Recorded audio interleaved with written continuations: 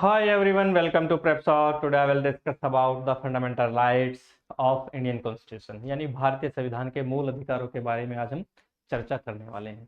Previous lecture में हमने आपको सिटीजनशिप यानी नागरिकता के बारे में बताया था। अभी हम जो है स्टार्ट करने वाले हैं fundamental rights.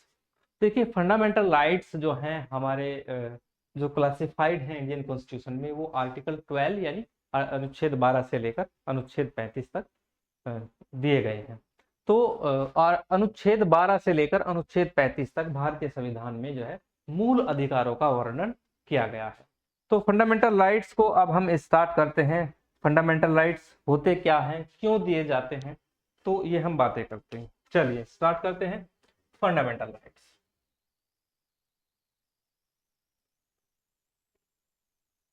Fundamental rights, okay.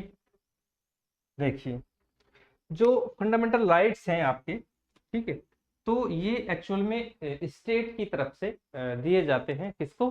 Citizen को, ठीक है। जो ये नागरिकों के अधिकार होते हैं, ठीक है। तो किसको दिए जाते हैं? सिटीजन को, यानी ये सिटीजन्स राइट होते हैं, यानी नागरिकों के अधिकार, नागरिकों के अधिकार, ठीक है। क्यों दिए जाते हैं नागरिकों के अधिकार?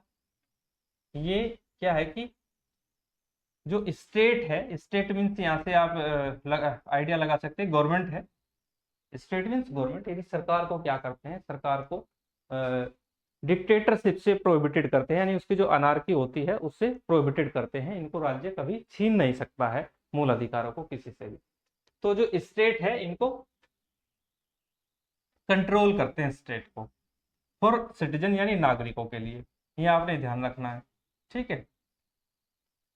तो अगर ये स्टेट को रोकते हैं, स्टेट की जो पॉलिसीज हैं जो सिटीजन्स के हक में नहीं होती है उनके लिए रोकते हैं, तो इनको गारंटी कौन देता है? इनको इनको जो है ना इनकी कस्टडी कौन देता है? तो उसके लिए हमारी जो सर्वोच्च संस्था है जुडिशियरी की, सुप्रीम कोर्ट, ठीक है ना। तो सुप्रीम कोर्ट क्या करता है? सुप्रीम कोर्ट इनका कस्टोडियन माना जाता है। तो सुप्रीम कोर्ट क्या होता है? कस्टोडियन होता है इसका, ठीक है। अगर आपका फंडामेंटल राइट्स का जो है वोलेशन होता है, अगर आपके फंडामेंटल राइट्स का हनन होता है, तब आप क्या है कि सीधे सुप्रीम कोर्ट से जो है जस्टिस ले सकते हैं, सर्वोच्च न्यायालय में सीधे जा सकते हैं। अगर आपके ऊपर कोई क्रिमिनल सूट होता है, तब आपको एक जो जुडिकल लॉ है उसको फॉलो करना होता है। सबसे पहले आपको डिस्ट्रिक्ट कोर्ट जाना होता है, फिर आपको हाई कोर्ट जाना होता है, फिर आपको सुप्रीम कोर्ट जाना होता है। लेकिन माने कि आपके फंडामेंटल राइट्स का अगर वोलेशन होता है, तो अब आप जो है सीधे सुप्रीम कोर्ट जा सकते हैं। जैसे आपका राइट टू फ्रीडम है, ठीक है, स्वतंत्रता का जो अधिकार है आप में, उसमें आपकी फ्रीडम ऑफ एक्सप्रेशन है, आपकी बोलने की स्वतंत्रता है। अगर आप स्टेट के खिलाफ बोलते हैं, स्टेट के अगेंस्ट बोलते हैं, गवर्नमेंट की पॉलिसीज के अगेंस्ट बोलते हैं, तब आपको रोका नहीं जा सकता, बिकॉज वो आपका फंडामेंटल राइट्स है, ओके। तो अगर एज ए सिटीजन जो है आप फ्रीडम ऑफ एक्सप्रेशन देते हैं तब, और आपको स्टेट या गवर्नमेंट आपको रोकती है, तब आप क्या कर सकते हैं? सीधे सुप्रीम कोर्ट से गुहार लगा सकते हैं कि मुझको रोका जा रहा है, ठीक है। तो ये होते हैं आपके फंडामेंटल राइट्स, ठीक है, आपके मूलभूत अधिकार होते हैं ये, ओके। अब हम इसमें आगे बढ़ते हैं फंडामेंटल राइट्स में।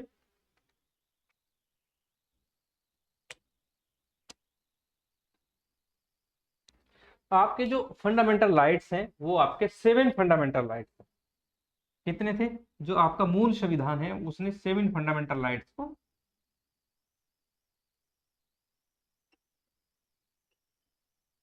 7 फंडामेंटल राइट्स का क्लासिफिकेशन किया था, ठीक है। लेकिन फिलहाल क्या है कि आपके जो फंडामेंटल राइट्स हैं उनको कम कर दिया गया है। उनकी जो आपकी नंबर ऑफ फंडामेंटल राइट्स है वो 6 है। तो 6 फंडामेंटल राइट्स हाल फिलहाल में आपके हैं, ठीक है, ओके।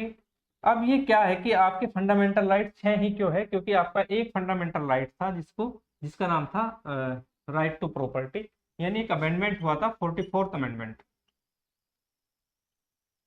1 सेकेंड।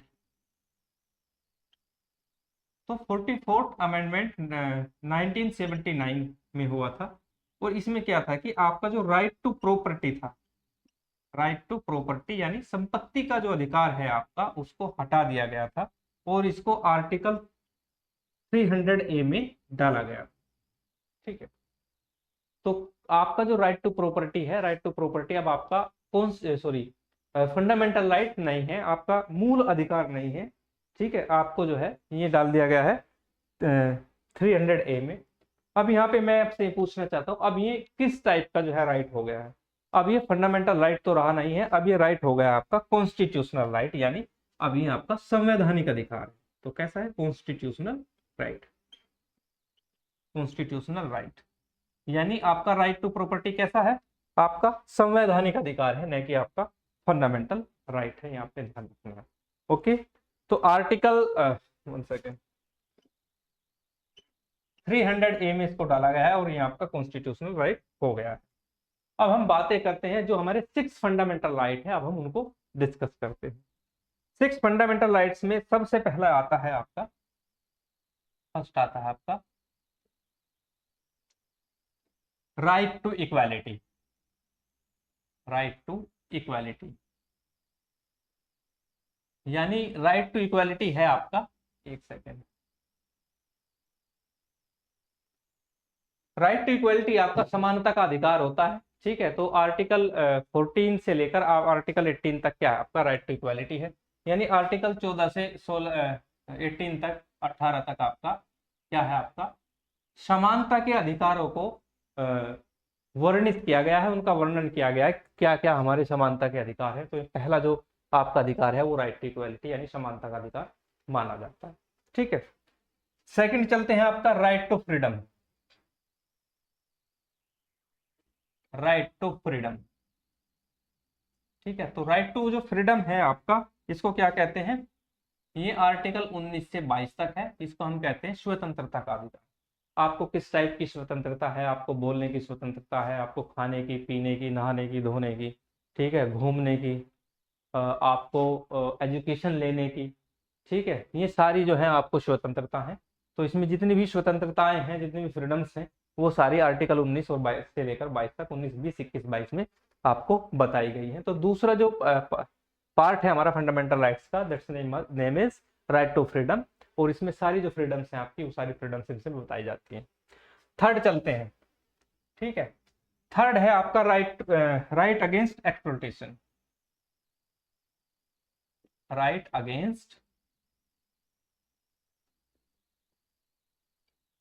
एक्सप्लॉयटेशन, शोषण के विरुद्ध अधिकार इसको बोलते हैं। ठीक है, आप जो है हमारे जो देश में अब शोषण नहीं कर सकते, आप किसी का एक्सप्लॉयटेशन नहीं कर सकते। आप जो है बिना मजदूरी दिए किसी से मजदूरी नहीं करा सकते, बिना पैसे दिए आप किसी से काम नहीं करा सकते, आप किसी को स्लेव नहीं बना सकते। तो ये सारे जो जितने भी राइट्स हैं वो राइट अगेंस्ट एक्सप्लॉयटेशन में दिए गए हैं। आर्टिकल 23 और 24 इसमें दिए गए हैं। तो बहुत सारी चीजें हैं।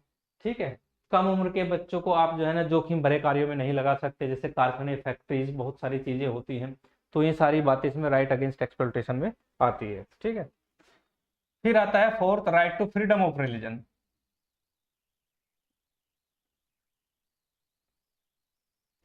फ्रीडम ऑफ रिलीजन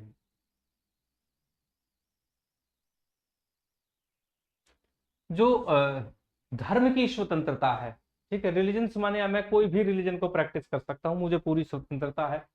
ठीक है, सपोज दैट आज मैं हिंदू हूँ, कल मैं मुस्लिम, परसों क्रिश्चियन, कुछ भी बन सकता हूँ। ठीक है, तो मुझे किसी भी धर्म को प्रैक्टिस करने की पूरी आजादी है, because India is a secular state. ये पंथ निरपेक्ष है, यहाँ पे कोई भी स्टेट का कोई स्पेशल रिलीजन नहीं है। तो इसलिए right to freedom of religion इसमें दिया गया है, और आर्टिकल 25 से 28 तक इसका पूरा जो है वर्णन किया गया। ठीक है, तो right to freedom of religion, यहाँ सारे इसमें चीजें मिलती हैं। ठीक है, तो धर्म की सभी को स्वतंत्रता है, आर्टिकल 25 से 28 तक है। फिर है आपका cultural and educational right. Cultural and educational right, ठीक है, जो कल्चरल एंड एजुकेशनल राइट्स आपके हैं, इसमें आपके कल्चरल मीन सांस्कृतिक और एजुकेशनल मीन शैक्षिक, यानी सभी को सांस्कृतिक और शैक्षिक अधिकार प्राप्त है। अपनी संस्कृति को का संरक्षण करना और अपनी जो है ना शिक्षा का जो है कंजर्वेशन करना, यानी शिक्षा ग्रहण करना, ये सारी चीजें आपकी कल्चरल एंड एजुकेशनल राइट्स में आती हैं। अगर हम बात करते हैं तो आर्टिकल 29 और 30 इसमें जो है दिए गए हैं। 29 और 30 में दोनों में दिया गया है आपका कल्चरल एंड एजुकेशनल राइट। तो ये आपका फिफ्थ है आपका कल्चरल एंड एजुकेशनल राइट्स, ये आपने ध्यान रखना। सिक्स्थ आता है आपका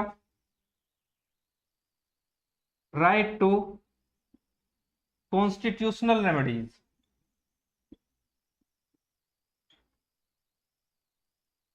constitutional right to constitutional remedies,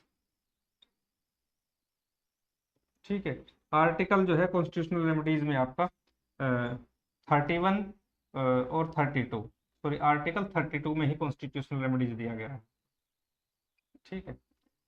तो जो कॉन्स्टिट्यूशनल रेमेडीज है आपका, इसमें क्या है, कॉन्स्टिट्यूशनल रेमेडीज में इसको संवैधानिक उपचारों का अधिकार कहते हैं। और इससे हम जो है ना, जो हमें कॉन्स्टिट्यूशनल रेमेडीज करनी होती हैं, तो हम यहाँ से जो है सभी को कॉन्स्टिट्यूशनल रेमेडीज करने का अधिकार है।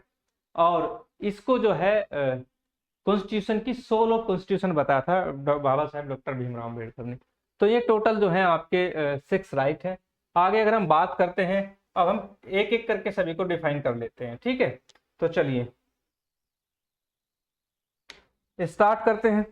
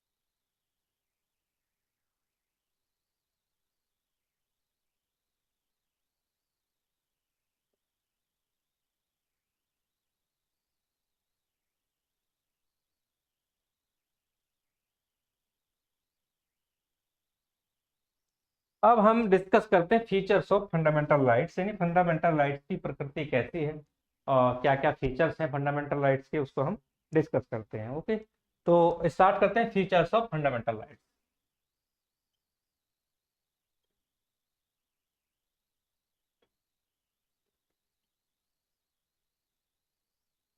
Fundamental rights,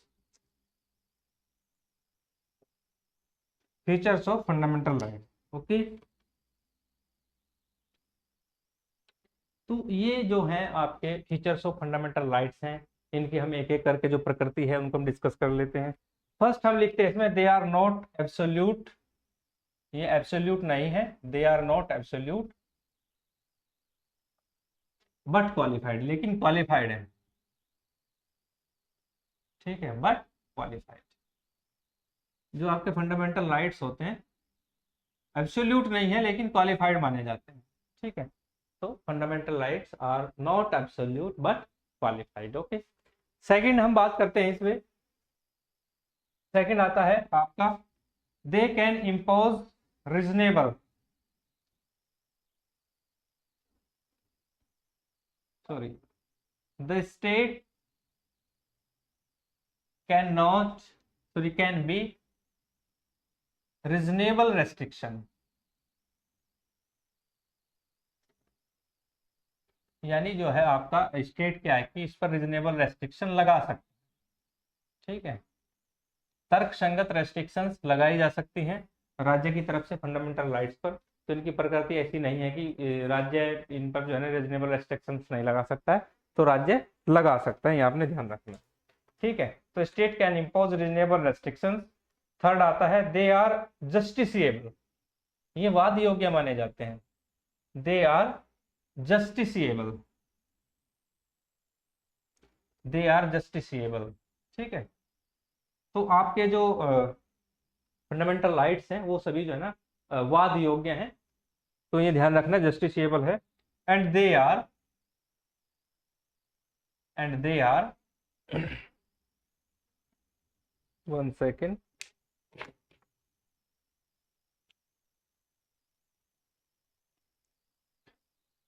they are defended and they are defended and they are defended and guaranteed by supreme court, यानी इनको जो है सुप्रीम कोर्ट द्वारा डिफेंड और ग्रांटेड किया जाता है। ठीक है, तो जो आपके फंडामेंटल राइट्स हैं, तो fundamental rights are defended and granted by the Supreme Court. Okay, तो ये आपने ध्यान रखना है। नेक्स्ट आता है फोर्थ आपका, फोर्थ है आपका दे आर नॉट सेक्रोसेंट, यानी ये सेक्रोसेंट नहीं है, they are not sacrosanct, they are not sacrosanct sanct और परमानेंट, और ना ही ये परमानेंट है। दे आर नॉट सेक्रोसेंट और परमानेंट। तो ये जो है आपका, यहाँ से हमें क्या पता लगता है कि ये सेक्रोसेंट नहीं है ना ही परमानेंट है। तो इनको क्या किया जा सकता है, इनको रिपील किया जा सकता है, रिपील बाय पार्लियामेंट। और ऐसे ही नहीं रिपील किया जा सकता, पार्लियामेंट को उसके लिए क्या करना पड़ेगा, कॉन्स्टिट्यूशनल अमेंडमेंट, और उसके लिए इसको कॉन्स्टिट्यूशनल अमेंडमेंट करना होगा।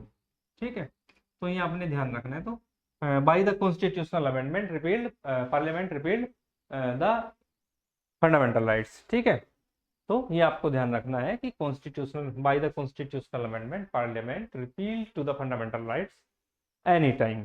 ठीक है, तो किसी भी समय जो है पार्लियामेंट इनको रिपील कर सकती है, बट कॉन्स्टिट्यूशनल अमेंडमेंट उसके लिए करना होगा। ठीक है, आगे चलते हैं। आगे आता है आपका, इधर ले लेते हैं,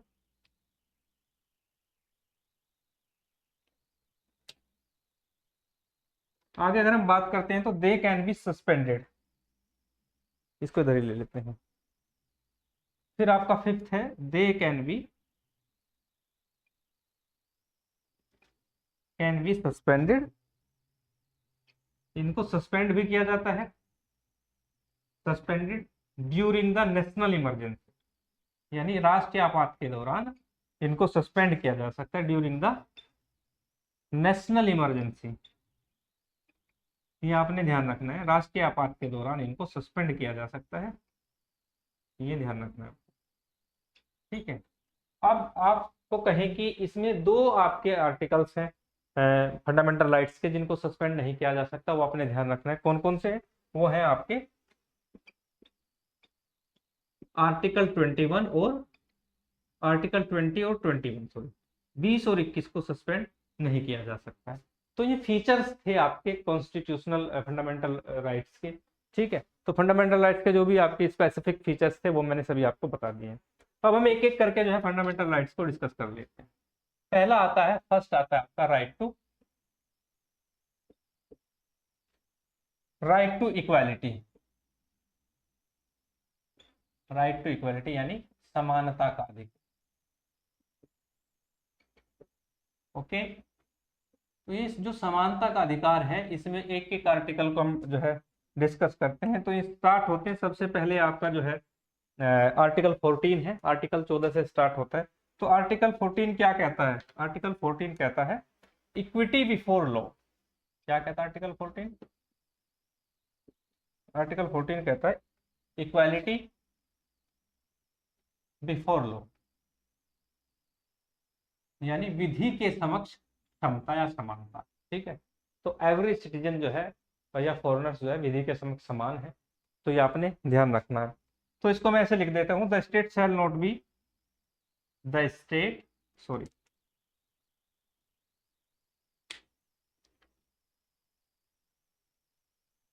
तो इसमें हम लिखते हैं the state shall not be denied, shall not deny to any person, किसी भी व्यक्ति को डिनाई नहीं कर सकता है, equality before law, equality before law. ठीक है, तो किसी भी व्यक्ति को इक्वालिटी बिफोर लॉ के बेस पे, और the equal protection equal protection of the laws within the territory of India, within the territory of India. यानी इसका मीनिंग ये है कि राज्य किसी भी पर्सन को जो है ना विधि के क्षमता के आधार पर जो है डिनाई नहीं कर सकता इंडियन टेरिटरी के अंदर। ठीक है, तो ये बात आर्टिकल 14 कहता है। नेक्स्ट हम चलते हैं आर्टिकल 15 क्या कहता है। हाँ, ये जो राइट्स हैं दोनों, ये राइट्स सिटीजन यानी इंडियन सिटीजन, ठीक है, और आपका जो फॉरेनर्स है,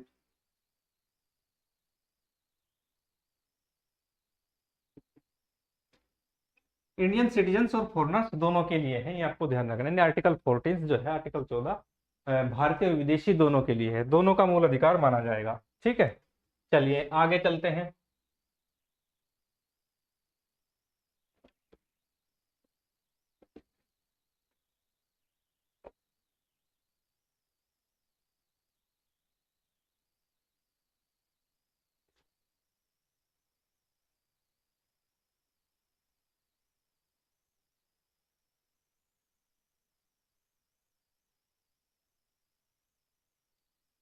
आगे है आपका आर्टिकल 15,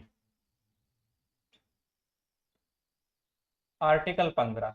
ठीक है, तो आर्टिकल 15 क्या कहता है? तो आर्टिकल 15 कहता है the state shall not be discriminate, the state shall not be discriminate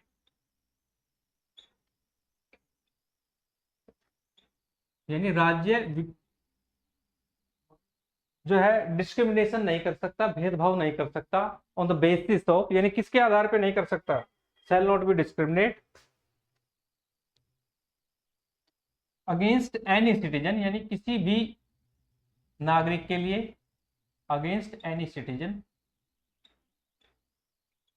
against any citizen in the matters of,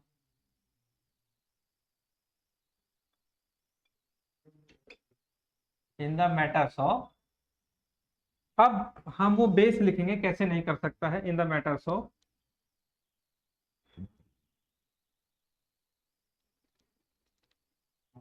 in the matters, sorry एक second, any citizens only of, only of, इसमें हमने लिखना है religion, caste, sex यानी लिंग, ठीक है, race, place of birth, place of birth यानी धर्म, जाति, लिंग, और आपका जो है धर्म, जाति, लिंग, नस्ल आदि के आधार पर भेदभाव नहीं करेगा राज्य, ये हमको आर्टिकल 15 कहता है। नेक्स्ट आता है आपका आर्टिकल 16। तो आर्टिकल 16 क्या कहता है? आर्टिकल 16 कहता है कि ये आर्टिकल 16 जो है आपको प्रोवाइड करता है, क्या प्रोवाइड करता है? ठीक है, प्रोवाइड फॉर इक्वालिटी,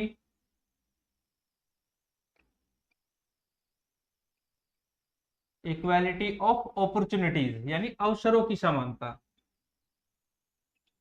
अपॉर्चुनिटीज, ठीक है, यानी इक्वालिटी ऑफ अपॉर्चुनिटी, अवसरों की समानता कहाँ पे? किसके लिए? फॉर ऑल सिटीजन यानी सभी नागरिकों के लिए, ऑल सिटीजन, ठीक है, for all citizen in matters of, in the matters of, in the matters of, क्या है उसमें? एम्प्लॉयमेंट यानी रोजगार, एम्प्लॉयमेंट की बात क्या है? एम्प्लॉयमेंट, रोजगार, और अपॉइंटमेंट यानी नियुक्तियां, और appointment to any, appointment to any, any office यानी किसी भी कार्यालय में, under the state of India, under the state of India. अब ये जो आपका फंडामेंटल राइट्स है, अगर ये आपसे पूछा जाए ये केवल इंडियन सिटीजन्स के लिए है या फॉरेनर्स के लिए है, तो अगर हम आर्टिकल 16 की बात करें तो ये only citizen of India, only citizen of India, तो ये केवल भारतीय नागरिकों के लिए है। ठीक है, तो ऐसे ही अगर आपका आर्टिकल 15 की बात की जाए तो ये भी जो है ओनली सिटीजन ऑफ इंडिया,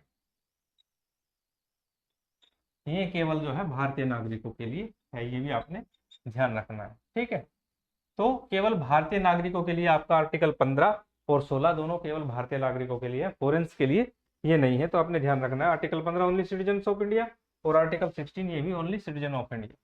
आगे चलते हैं।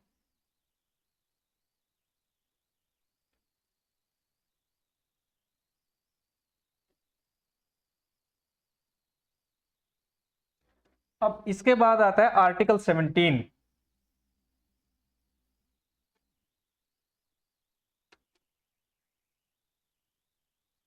आर्टिकल 17 क्या कहता है? अबॉलिशेस अनटचेबिलिटी, यानी जो छुआछूत है उसको अबॉलिश करता है। अनटचेबिलिटी को ये आर्टिकल क्या है? अबॉलिश करता है, यानी छुआछूत का अंत कर दिया जाता है। अगर छुआछूत के साथ किसी के साथ भेदभाव होता है तो आर्टिकल 17 में जो है उसके पास राइट्स है। ठीक है, अगर इसकी कोई प्रैक्टिस करता है, फॉरबिड्स इट्स प्रैक्टिस, फॉरबिड्स, ठीक है, इट्स प्रैक्टिस। ठीक है, अगर कोई भी जो है ना ऐसा प्रैक्टिस करेगा in any form,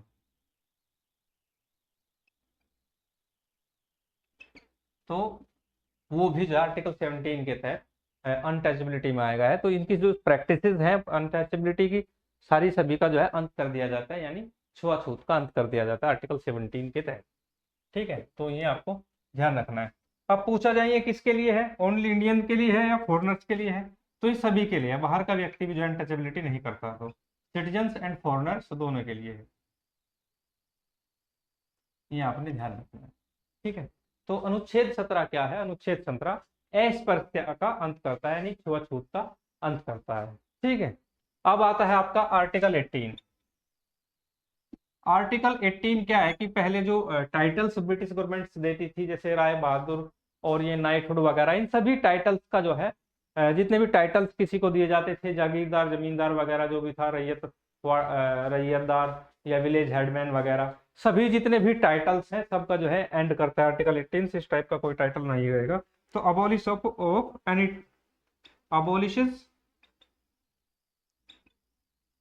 of any title, यानी कि किसी भी प्रकार की जो उपाधि है सभी का जो है टाइटल्स का ये अंत करता है, यानी उपाधियों का अंत कर दिया जाता है। लेकिन एक बात इसमें ध्यान रखनी है, क्या? इसमें एक एक्सेप्शन केस है, एक्सेप्ट ए मिलिट्री और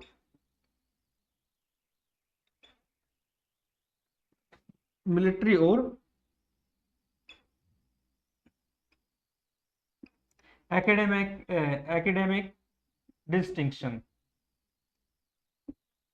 यानी सेना और विद्या में अगर कोई उपाधि दी जा रही है, इनको छोड़कर सभी का जो है अंत कर दिया जाता है।